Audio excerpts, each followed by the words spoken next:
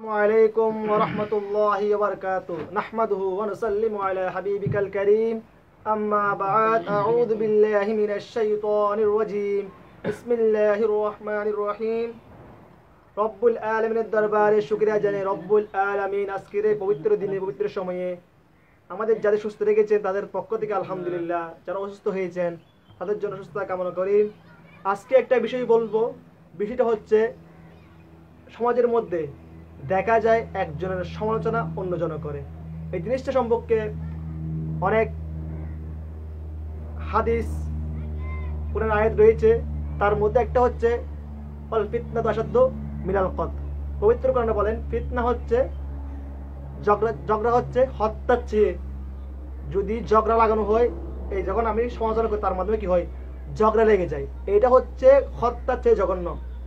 আসুন আরেকটা হাদিসে রয়েছে অল ফিতনাতু আশাদ্দু মিনাজ জিনা, জানার চেয়ে নিকৃষ্ট হচ্ছে কি ফিতনা। আচ্ছা, এই দুইটা জিনিস আমরা শুনি, একটু দেখি। আজকে আমাদের সময়ে দেখা যায় কিছু মানুষ রয়েছে আপন সন্তান যখন দুষ্টিমি করে, আপন সন্তান যখন কোনো অপরাধ করে, আপন সন্তান যখন কোনো ভুল করে, সেটা তাদের চোখে পড়ে না, কিন্তু পাশের ঘরের অথবা পাশের বাড়ির অথবা অন্য কোনো ছেলে অথবা অন্য কোনো মেয়ে যাই হোক না কেন, যখন একটা ভুল করে তখন সেটা নিয়ে তারা বিভিন্ন ধরনের ফিতনা ফাসাদ নিয়ে ব্যস্ত হয়ে যায়। আপনার ছেলে এই করেছে, আপনার ছেলে সে করেছে, এগুলো তো আমাদের শিক্ষা নয়।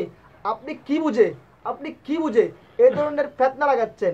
আপনার এই জিনিসটার কারণে হয়তো বাচ্চাটার মধ্যে একটা আতঙ্ক, পরিবারের মধ্যে একটা আতঙ্ক সৃষ্টি হবে, যার কারণে তারা হয়তো আত্মহত্যার মতো একটা নিকৃষ্ট কাজ বেছে নিতে পারে। কিছুদিন আগে দেখা গেল পরীক্ষার রেজাল্ট দিল, ক্লাস 10 পরীক্ষার রেজাল্ট দিল। এখানে যদি আপনার ছেলে ভালো পাস করে থাকে, আপনার ছেলে যদি ভালো A+ পেয়ে থাকে, সেটা আলহামদুলিল্লাহ।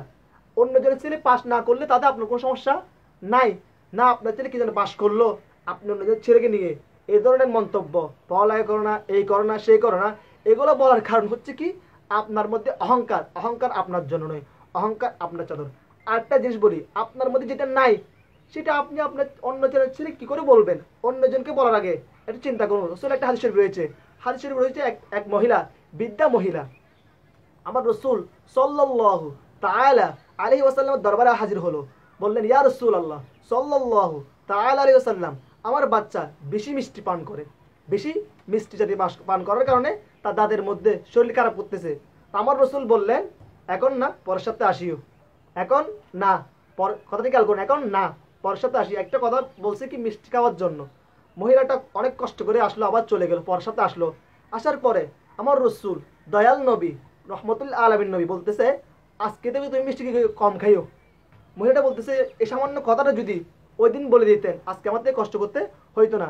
আমার রসুল বলতেছে কি, মিষ্টি খাওয়ার অভ্যাসটা আমার থেকে ছিল, মিষ্টি আমি অনেক পছন্দ করি, আমি কি করে ওই বাচ্চাকে মিষ্টি খাইতে নিষেধ করব? কারণ যে অভ্যাসটা আমার মধ্যে রয়েছে সেটা তো আমি তাকে নিষেধ করতে পারি না।